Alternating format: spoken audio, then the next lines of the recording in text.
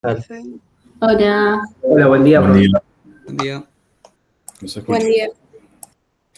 Bueno, chicos, les comento algunas cositas organizativas. Bueno, las solapas de los temas del primer parcial ya están habilitadas, ¿no? O sea que cinemática, dinámica, trabajo y energía, eso ya está habilitado. También les habilité las fechas en las cuales vencen las evaluaciones obligatorias, las autoevaluaciones, ¿sí? Que tiene que hacer cada uno en forma personal. Todos los miércoles, hasta el primer parcial, que acuérdense que va a ser el 7 de octubre, tienen una autoevaluación que terminar. Esa autoevaluación se habilita 5 días antes. Por ejemplo, el miércoles que viene vence la de cinemática, ¿no? Cada uno la tiene que hacer solo, la autoevaluación. El miércoles que viene vence a la noche, va a estar habilitada desde el sábado. Entonces tienen una autoevaluación de cinemática que vence el miércoles. Después van a tener dos autoevaluaciones de dinámica, ¿sí? De tema de dinámica, y una autoevaluación de trabajo y energía. Esas son las 4 autoevaluaciones que tienen que hacer ustedes individualmente.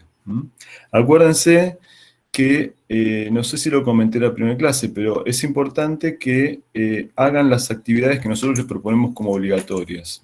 En principio, en la cursada, ustedes tienen que cumplir con esas actividades. No solo es aprobar los parciales, también es aprobar las actividades obligatorias. Las actividades obligatorias podemos decir que son de 3 tipos. Son las autoevaluaciones que son personales de ustedes, y después están las grupales, ¿sí? Que son los problemas obligatorios y los trabajos de laboratorio. Para eso tenemos que armar los grupos los vamos a armar seguramente mañana o el sábado. Los vamos a agrupar digamos, de a 6, más o menos, de 6 alumnos, hacemos grupos, y a partir del lunes ya van a tener, creo que en la primera semana quedamos con Fede que vamos a poner 2 problemas obligatorios, porque como la primera semana no lo pudimos hacer, en la segunda semana van a tener 2 problemas para entregar, pero tienen una semana entera, o sea, van a tener toda la semana que viene hasta el domingo a la noche para hacerlos. Eso también es obligatorio. Acuérdense, se hace una entrega grupal. Yo creo que ya el sábado, domingo, ya armamos los grupos. Creo que eso va a estar, digamos, los problemas obligatorios, los primeros 2 van a estar habilitados a partir del lunes. A partir del lunes ustedes ya los van a poder ver y van a tener toda la semana hasta el domingo a la noche para resolverlos. No sé si tienen alguna pregunta de estas cosas que les cuento. ¿Está claro? ¿Sí? Si tienen preguntas, díganme, Bueno, vamos entonces a empezar con la clase de hoy. Lo que vamos a hacer es repasar primero algunas cosas de movimiento circular, de cinemática de movimiento circular, y vamos a ver el movimiento circular con otra forma, digamos, con otra notación. Vamos a definir algunas cosas que probablemente ustedes ya conozcan, pero vamos a definirlo más formalmente. Bueno, a ver, movimiento circular. Bueno, fíjense. El movimiento circular, el que ustedes vieron en el CBC, es el movimiento circular uniforme. Cuando hablamos de movimiento circular, en general hablamos de un movimiento donde la trayectoria es una circunferencia, un círculo. El movimiento circular uniforme es aquel en el cual la rapidez es constante. En general, el movimiento circular no tiene por qué tener una rapidez constante. Puede ser uniforme o no uniforme, ¿no? En el caso de que sea no uniforme, si pensamos en lo que vimos la vez pasada, ¿no? Lo que vimos la vez pasada de coordenadas intrínsecas, ¿no? Si yo les pregunto, por ejemplo, acá yo tengo un esquema donde he dibujado una trayectoria circular y he dibujado en un punto el vector velocidad. Si yo les pregunto, repasando lo que vimos la vez pasada, ¿no? ¿En qué dirección tenemos el versor tangente y en qué dirección tenemos el versor normal? ¿Qué me dicen ustedes? El versor normal apuntando para adentro. Bien. El versor normal va apuntando para adentro. ¿Y el tangente? Es igual al de vector velocidad. Claro, no es que bueno, está en la misma dirección, decís vos. Eso es lo que quisiste decir, me parece. Ese es el Claro. versor bien, muy buenísimo. Entonces yo ahora les hago una pregunta. A ver, pensando en lo que vimos la vez pasada, si yo tengo un movimiento circular uniforme, ¿tengo aceleración normal? Sí. Sí, Sí. porque cambia la dirección, la velocidad. Claro, voy a tener aceleración centrípeta. ¿Y tengo aceleración tangencial en un movimiento circular uniforme? No, Sí. No. no cambia la rapidez. Bien, perfecto. Entonces, de ahí ustedes se darán cuenta que si tengo un movimiento circular no uniforme, ¿qué quiere decir un movimiento circular no uniforme? Bueno, que la rapidez cambia. Si la rapidez cambia, el modo de vector velocidad cambia, y entonces voy a tener una aceleración tangencial, ¿no? Entonces, si yo tengo, no me acuerdo, lo vamos a escribir por acá, porque tengo otras cosas para poner acá, pero si yo tengo un movimiento circular no uniforme, vamos a ponerlo así, no uniforme, voy a tener una aceleración tangencial distinta de cero, ¿eh? Así vamos repasando cosas que vimos la vez pasada.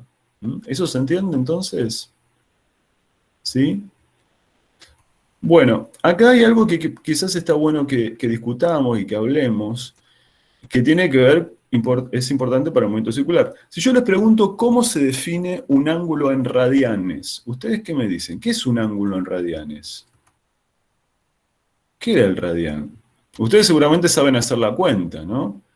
Si yo digo, bueno, quiero definir el ángulo en radianes, ¿cómo lo defino? ¿Qué es el ángulo en radianes? ¿Qué cuenta, primero, qué hacen? ¿Qué cuenta hace para sacar un ángulo en radianes?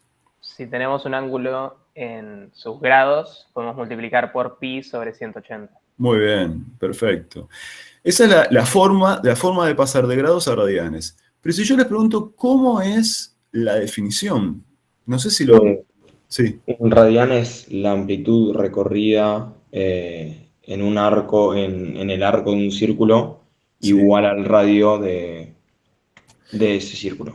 Bien, lo voy a escribir acá. Mira, vamos a hacer esto. El ángulo en radianes, ¿sí? Lo que dice el compañero, esto quizás no es tan conocido para todos. Si yo quiero escribir un ángulo en radianes, es el ángulo phi, ¿eh? Lo que tengo que ver es cuánto es el arco. ¿Y qué es el arco?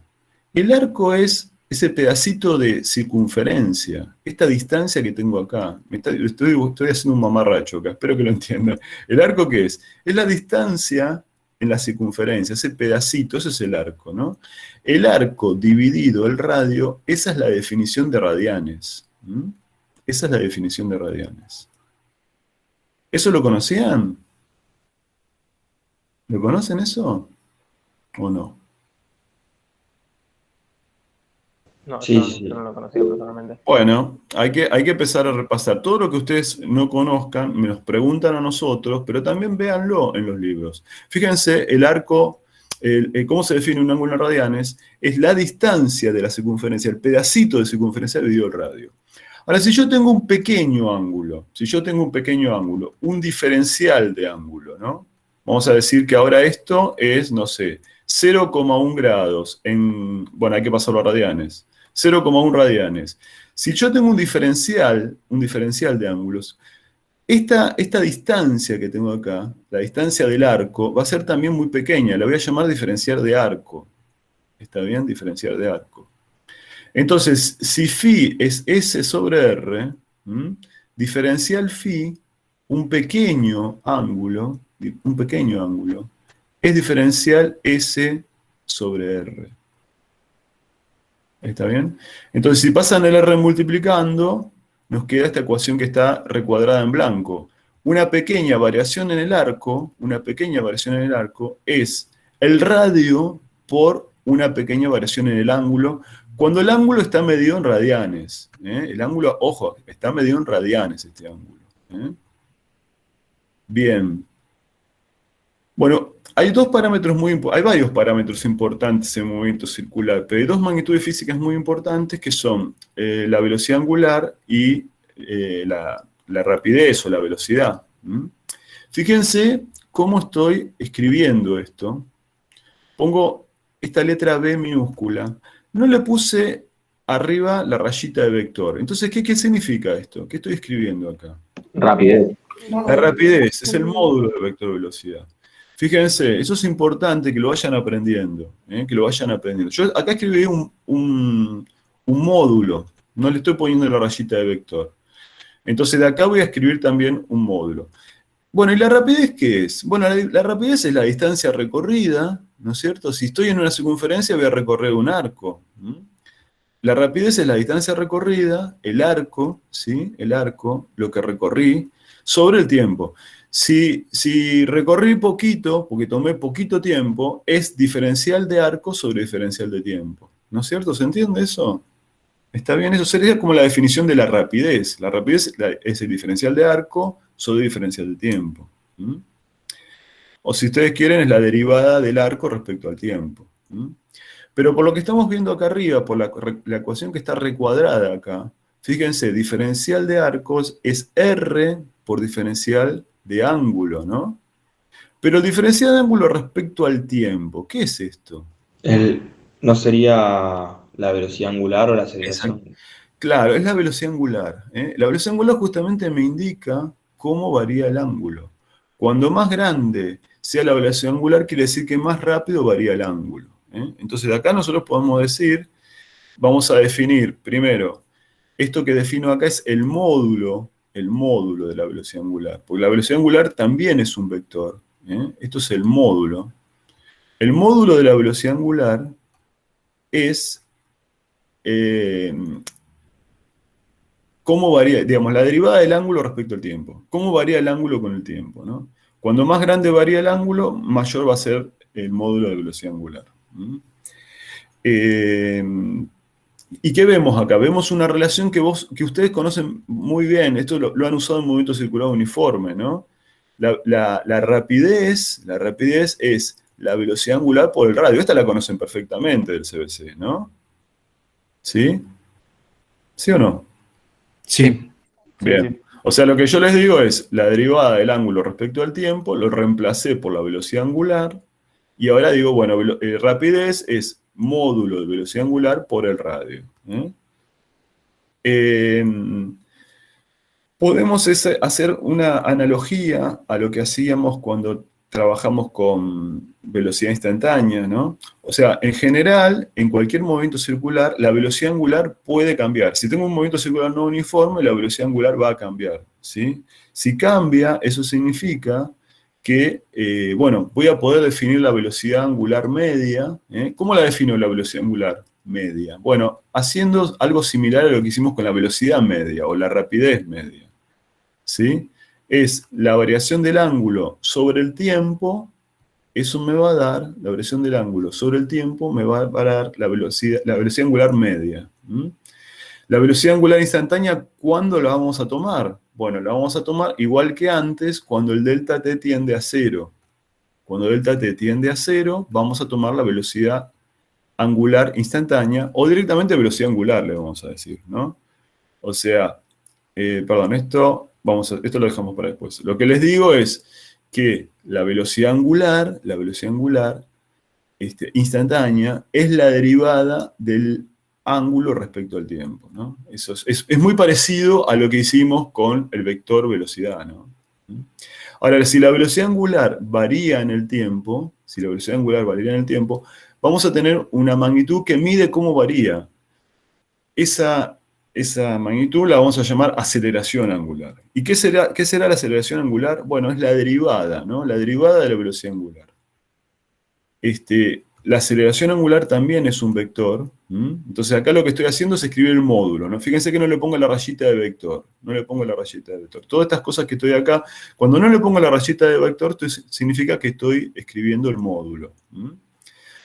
¿Se entiende esta transparencia lo que quiero presentarles? Estoy presentándole de movimiento circular algunas magnitudes de interés, la velocidad angular, la rapidez, la aceleración angular, que es una nueva magnitud. La aceleración angular es similar a la aceleración en el movimiento rectilíneo, ¿no? Pero ahora en el ángulo.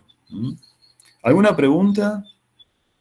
Profe, en el CBC nosotros anotábamos velocidad angular como omega minúscula, me parece, pero es lo mismo, ¿no? Sí, nosotros vamos indistintamente lo vamos a hacer de las dos maneras. Es muy probable que en algún problema que yo plantee, lo voy a poner con el omega minúscula. Está bien lo que decís. Se usan las dos cosas. Para la velocidad angular vamos a usar esto o vamos a usar esto, como dice el compañero. La aceleración angular también a veces se usa distinta notación, pero es bastante común usar la letra griega gamma. ¿La conocen a la gamma? La gamma es habitualmente la letra que se usa para la aceleración angular. Para la velocidad angular vamos a usar cualquiera de las dos, la mayúscula o la minúscula. Profe, Sí. ¿vio donde hizo el dibujo del movimiento circular que anotó los dos versores Sí. con coordenadas intrínsecas? Sí. ¿Usted suele poner directo el vector n minúscula como el normal y t minúscula como el tangencial, o le pone u de n y u de t? Acordate lo que yo te dije la vez pasada. Vamos a usar indistintamente cualquier notación. O sea, yo lo que les conté la vez pasada, está bueno que ustedes se acostumbren a usar distintas notaciones y que sepan que es lo mismo. O sea, yo el versor tangente la vez pasada lo puse así, pero también van a ver que en algún apunte, en algún libro, está con el sombrerito al revés, para la notación de versores. Pero también lo vamos a anotar así, Lo vamos a anotar así. Son todos sinónimos. Vamos a ponerle... A veces cuando uno pone un sinónimo se pone un triple igual. No sé si lo vieron alguna vez eso. Esto significa que las tres cosas es lo mismo. Es la misma notación. Está bueno que sepan que se pueden anotar cada cosa de distinta manera. Lo que tienen que hacer es, en el mismo problema, ser coherentes con la notación. Si usaron una notación, mantenerla. ¿Está bien? ¿Se entiende? Bueno, vamos a seguir. Bueno, queremos destacar el carácter vectorial de la velocidad angular. La velocidad angular en módulo es la derivada del ángulo. ¿Y ustedes saben cuál es la dirección de la velocidad angular? ¿Conocen cuál es la dirección y el sentido? El sentido de rotación no sería... no. Depende, Perpendicular al plano. puede ser para dentro de la pantalla o para afuera. Claro, muy bien. O sea, el movimiento circular está en un plano, ¿no? El movimiento circular está en un plano. Por ejemplo, acá definí el eje X y el eje Y, fíjense. La trayectoria está en el plano XY, ¿no? La trayectoria está en el plano XY. La velocidad angular, para saber cuál es la dirección, voy a poner la mano derecha, ¿sí? Háganlo ustedes en sus casas, sigan mi mano. Seguramente no vean la pantalla, no vean lo que yo estoy haciendo con mi mano, pero pongan la mano en dirección de la velocidad. ¿Cómo sería? A ver, para que ustedes lo vean bien. No, tengo que poner... Sí, está bien así como lo estoy poniendo. Si ustedes ponen la mano, ¿no?, en dirección del vector velocidad, el dedo gordo de la mano derecha me indica la dirección y el sentido del vector velocidad angular. ¿Está bien? Si yo escribo el eje X y el eje Y y el eje Z para afuera de la pantalla, aquí la velocidad angular es un vector que apunta en la dirección de K versor. Si digamos, acá este movimiento circular es en el plano XY y en el sentido antihorario, ¿no? Si yo tuviera, con esta misma notación, ¿no?, un movimiento en el sentido horario, ¿qué diferencia habría si fuera en el sentido horario? Sería menos K versor, ¿no? Menos K versor, exactamente. Entonces, el vector velocidad angular tiene dirección perpendicular al plano de la trayectoria. La manera de saber el sentido, digamos, perpendicular, ¿qué quiere decir? Puede ser para afuera de la pantalla o para dentro de la pantalla. Para saber cuál es el sentido, uso la regla de la mano derecha. Uso la mano derecha en la dirección en que se mueve el objeto, y el dedo gordo me indica el sentido. Eso es importante. Entonces ya sabemos de la velocidad angular cuál es su módulo y cuál es su dirección y sentido. Fíjense, ¿cómo podemos escribir el vector posición? Vamos a analizar esto, esto de acá, ¿no? Me gustaría que veamos en detalle esto. Vamos a escribir el vector posición en función del ángulo, fíjense. Si yo tengo el vector posición en función del ángulo, y lo voy a escribir en coordenadas cartesianas, la coordenada cartesiana aquí, esta es X, ¿no? ¿Cómo calculo X? ¿Y cómo calculo Y? Supongamos que el módulo de R es el radio del círculo. ¿Mm? ¿Cómo hago para calcular X y cómo hago para calcular Y? Las componentes de R. ¿Me entiendes? Geometría. Claro. O sea, si quieren lo voy a escribir acá de nuevo. ¿Mm? Yo tengo esto R, esto es X y esto es Y. ¿Cómo hago para calcular X? ¿Mm? Por ejemplo, El coseno. R coseno claro, del ángulo y el R seno del ángulo. coseno de phi es X sobre R, ¿no? Y entonces ahí saco X. X, fíjense, es R coseno de phi. ¿Mm? Esta es la coordenada X. La coordenada Y hago lo mismo, es R seno de phi. Fíjense, importantísimo chicos, que lo vayan aprendiendo, fíjense que yo estoy escribiendo el vector posición, es un vector. Esto de acá, este X, ¿es un vector? ¿X es un vector? Como lo estoy escribiendo ahí. No, No, una coordenada. No, es una coordenada. Entonces yo le tengo que agregar la parte vectorial. La parte vectorial que me la da el versor Y. Lo mismo el versor J. Fíjense, sean estrictos con la notación vectorial. Y acostúmbrense ahora de la primera clase, de la segunda clase, a escribir correctamente los vectores. Este es el vector. Acá tengo la parte vectorial y la parte vectorial. Si yo quiero calcular la velocidad, ¿qué tengo que hacer? Si conozco la posición y quiero calcular la velocidad, ¿qué tengo que hacer? La derivada. La derivada, bien. Derivo de respecto al tiempo, ¿no? Derivo de respecto al tiempo.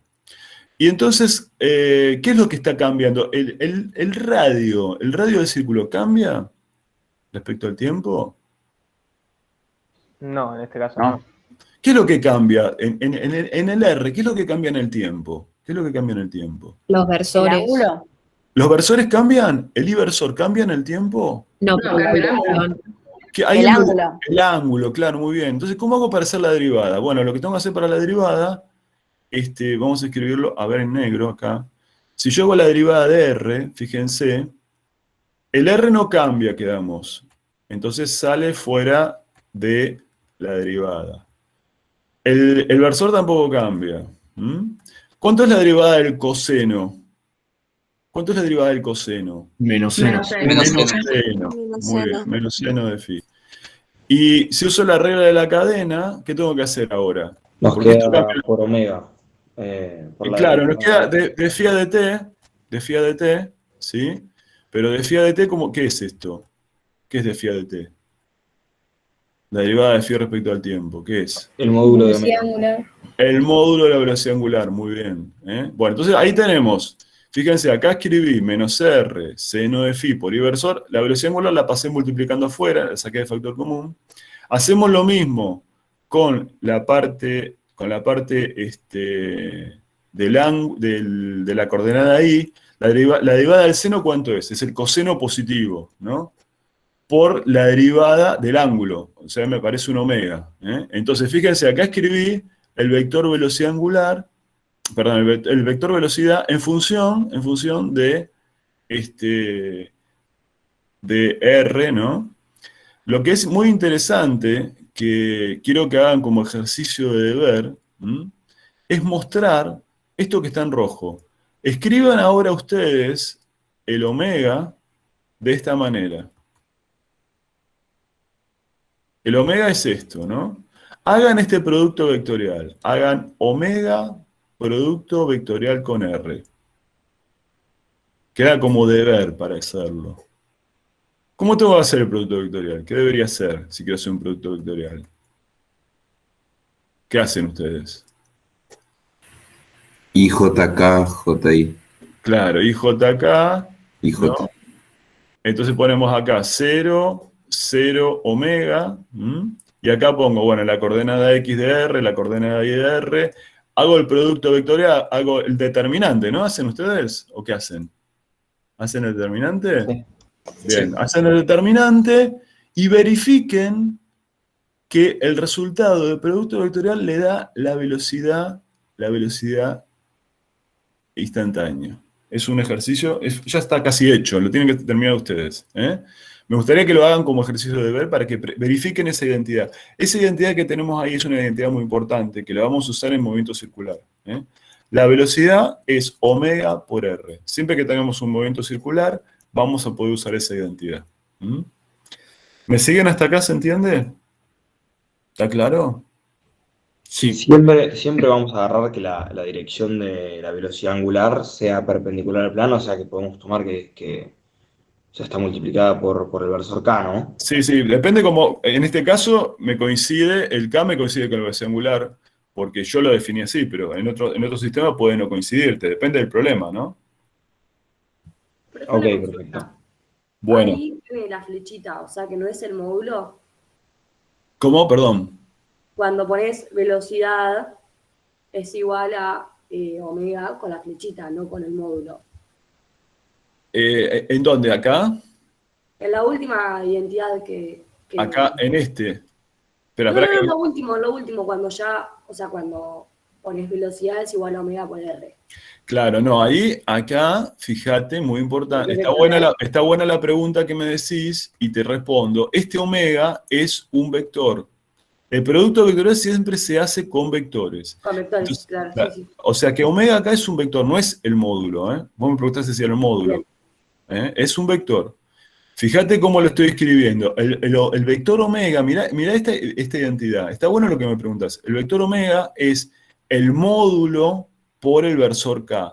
La parte vectorial se lo lleva el vector K. El versor K. ¿Sí? ¿Me seguís? Bien, o sea que solamente va a tener, bien, por eso los ceros, perfecto. Bien, bueno. Vamos a avanzar un poquito más con movimiento circular. Bueno, acá les escribí, bueno, el vector velocidad angular, como su nombre lo indica, es un vector. La aceleración angular también es un vector. Después lo vamos a ver bien. Pero lo que quiero que veamos, bueno, acá volví a escribir lo mismo, el vector velocidad, es la misma cuenta. Esto que está acá no le vamos a dar tanta importancia. Estos son lo que se llama habitualmente el versor ρ, el versor φ. El versor ρ, el versor φ son versores que, vieron que nosotros habitualmente estamos usando las coordenadas cartesianas, ¿no? Pero hay otras coordenadas que seguramente la han escuchado, las coordenadas polares, ¿no? ¿Qué son las coordenadas polares? ¿Lo ubican qué es la coordenada polar? ¿Cuáles son las coordenadas polares habitualmente? Sí, son las que dependen de la amplitud del ángulo y la longitud del radio. Claro, en general depende del libro, pero se usa la coordenada ρ y la coordenada φ, ¿no? Acá la coordenada ρ directamente es el radio del círculo y la coordenada φ es el ángulo. Bueno, esas coordenadas tienen asociados versores. Esto lo van a ver bien en Física 2. Yo acá se los empiezo a presentar, no es tan importante que lo vean para Física 1. Pero así como tenemos los versores I y J de coordenadas cartesianas, vamos a tener los versores ρ y φ. Los versores ρ y φ, ¿qué son los versores ρ y φ? Son vectores de módulo 1 que apuntan, ¿sí? Por ejemplo, acá el versor ρ apunta así, ese es el versor ρ, y el versor φ es el versor que apunta para allá, en la dirección de crecimiento del ángulo. Entonces, si quieren, acá no se traben con esto, esta parte, si quieren, no la vean.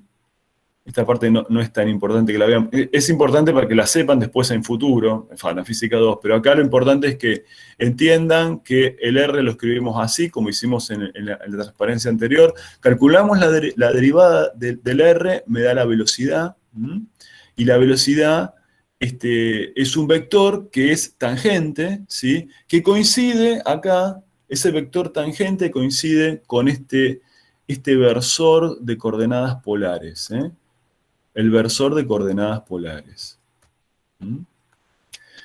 Bueno, ¿cómo puedo hacer para calcular la aceleración?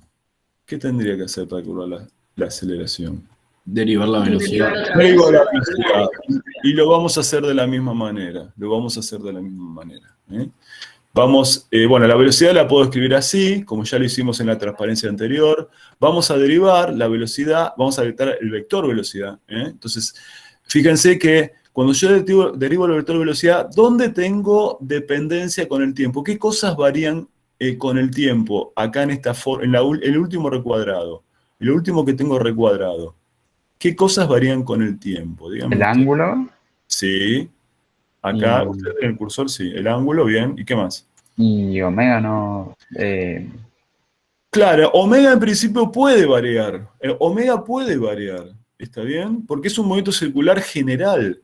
En el caso del uniforme, que ustedes vieron en el CBC, omega es una constante, pero acá omega puede variar. Entonces, cuando yo tenga que hacer la derivada, voy a tener que derivar en dos lados, en el ángulo y en la velocidad angular.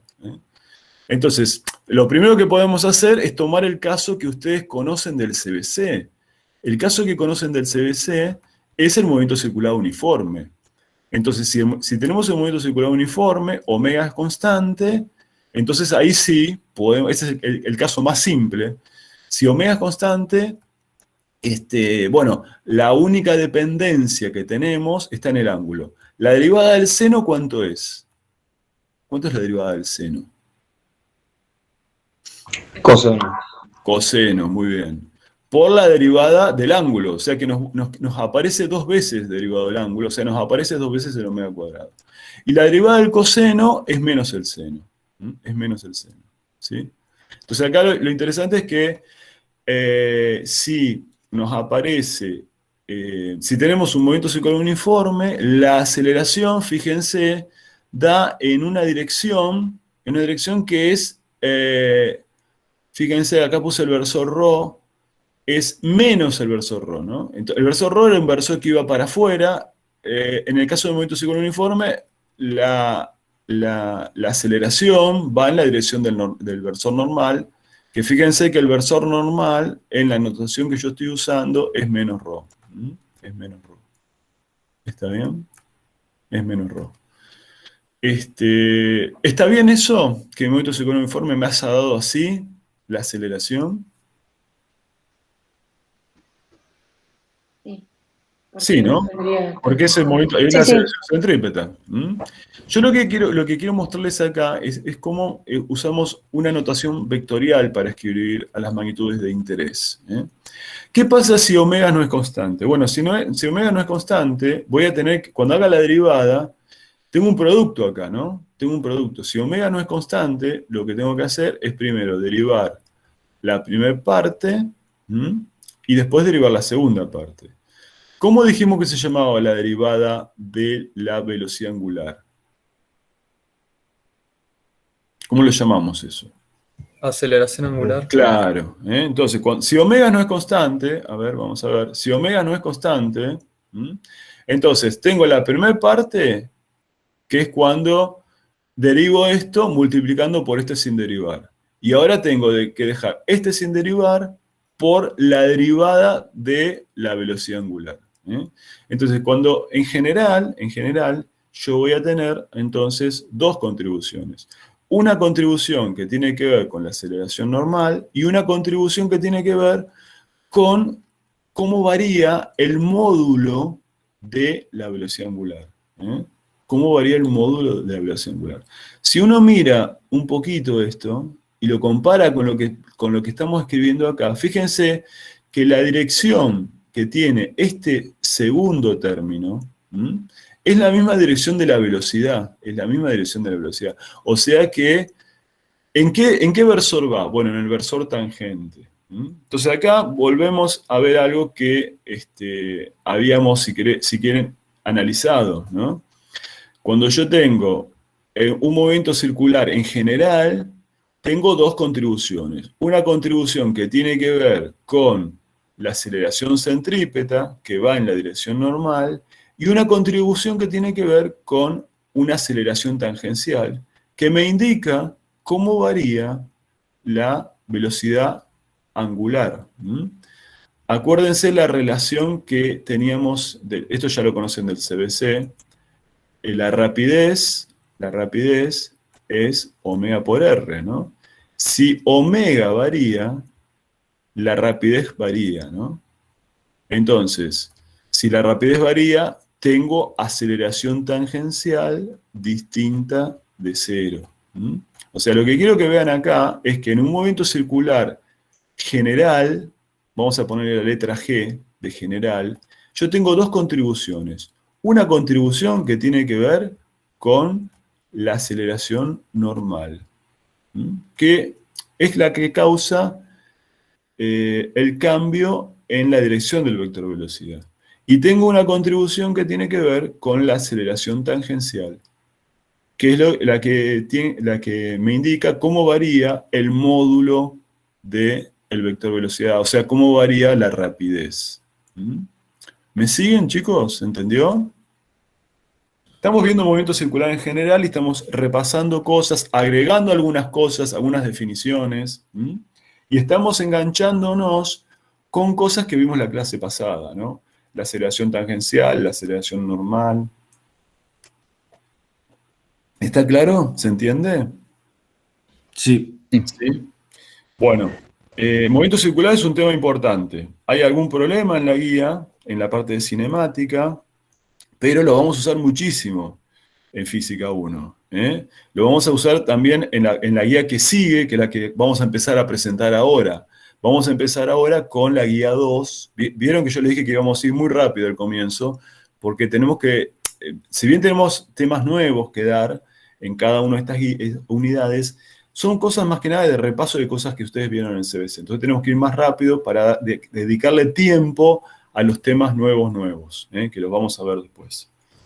Profe, sí. Hoy en teoría había que terminar toda la parte de cinemática de la guía, ¿no? Sí, la idea es que sí. Yo no llegué a terminar cosas por todo lo que era teoría de la medida.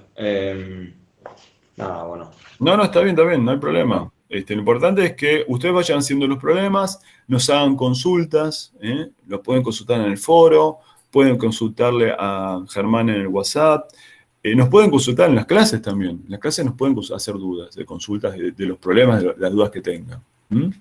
Vamos a empezar a presentar ahora el tema de dinámica del punto. Acuérdense que siempre seguimos estudiando. Para el primer parcial estamos estudiando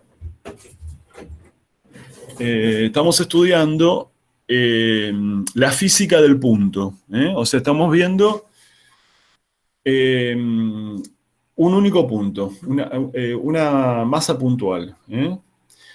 Bueno, la dinámica del punto ustedes han visto en el CBC y básicamente lo que tenemos que decir es que tenemos las tres leyes de Newton, ¿no? Eso es lo más importante, ¿no? La dinámica del punto se basa en las tres leyes de Newton. La primera ley es la ley o principio de inercia, ¿no? Que lo podemos formular como dice ahí. Toda partícula en reposo o movimiento rectilíneo uniforme permanece en ese estado hasta que se aplique una fuerza exterior. Toda partícula libre de fuerzas se mueve con velocidad constante. Eso en general no es tan fácil de ver, porque en la superficie de la Tierra, de hecho Aristóteles pensaba que para que un cuerpo se mueva con velocidad constante había que aplicarle una fuerza. ¿Por qué estaba equivocado Aristóteles ahí? A ver, ¿quién me dice eso? Ustedes conocen que Aristóteles decía eso, ¿no? Aristóteles es el famoso filósofo griego. Para que se mueva un cuerpo hay que aplicarle una fuerza. ¿Por qué estaba equivocado en la interpretación que nosotros hacemos ahora de la física? Capaz no consideró el rozamiento. Exactamente, muy bien. El tema es que en la superficie de la Tierra todo tiene rozamiento. Entonces, bueno, había que aplicar una fuerza, pero en realidad lo que está actuando es la fuerza de rozamiento. Fíjense lo que dice ahí. Todos sabemos que si una partícula está en reposo, para que quiera algún movimiento se le debe aplicar una fuerza. Pero no es tan obvio que si la partícula se mueve con velocidad constante, dicha velocidad será la misma hasta que se le aplique una fuerza determinada. Eso obviamente no es tan fácil de ver, pero bueno, uno si estuviera en el espacio donde no hay rozamiento, una nave